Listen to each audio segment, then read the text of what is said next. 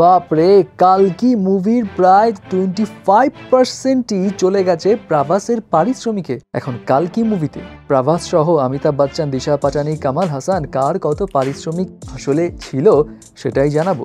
এছাড়া তামান্না ভাটিয়া তাহলে ফাঁসতে যাচ্ছে বড় ফাঁসা, ডেকে পাঠালো তাকে পুলিশ, কিন্তু কি কারণে? অ্যান্ড ফাইনালি থাকছে ও হো পুষ্পা 2 তাহলে বাংলা ভার্সনেও দেখা যাবে। বিষয়টা কি খোলাসা করছি, এখন আর দেরি না করে গসিপে যাই। প্রথমে আসি কালকির কাছে। প্রভাসের কালকি মুভিটা কবে রিলিজ পাবে সেই বিষয়ে তো অফিসিয়াল কোনো কনফার্মেশন আসেনি, তবে গুঞ্জন রয়েছে এটা এই গরমের মধ্যেই মানে সামারেই রিলিজ পাবে।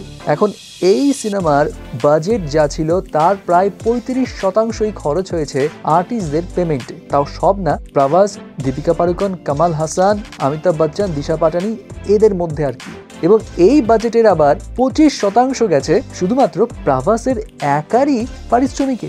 এখন এখানে প্রভাস নিয়েছে প্রায় 150 কোটি রুপি, যেটা তার আগের সিনেমা আদি পুরুষের থেকে 50 কোটি রুপি বেশি, কারণ আদি পুরুষের সময় নিয়েছিল সে 100 কোটি রুপি। এদিকে অমিতাভ বচ্চন সে নিয়েছে এখানে 18 কোটি রুপি, এবং লাস্ট টাইম অমিতাভ বচ্চনের পারিশ্রমিক ছিল 10 কোটি রুপি।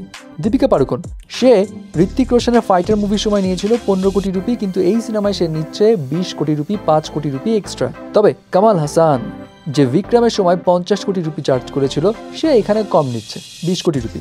কারণও আছে, কারণ তার এখানে ফুল ফ্লেজড কোনো রোল নেই, কালকিতে সে আছে এক্সটেন্ডেড কেমিও রোলে। অপরদিকে দিশা পাটানি, ওর পারিশ্রমিক বাড়েনি ভাই, ও আগেও যা নিয়েছে এখনও তাই নিচ্ছে 2 কোটি রুপি, আর বেশি পারিশ্রমিক দিয়েও বা কি হবে। এবার আসি তামান্না ভাটিয়ার কাছে। তামান্না ভাটিয়াকে তাহলে ডেকে পাঠালো মহারাষ্ট্র সাইবার সেল পুলিশ, কিন্তু কি কারণে? রিজন, তামান্না ভাটিয়ার বিরুদ্ধে অভিযোগ উঠেছে সে একটা অবৈধ অ্যাপ প্রচার করছে, যেই অ্যাপে সে আইপিএল খেলা দেখার জন্য ভিউয়ার্সদেরকে ইনফ্লুয়েন্স করছে।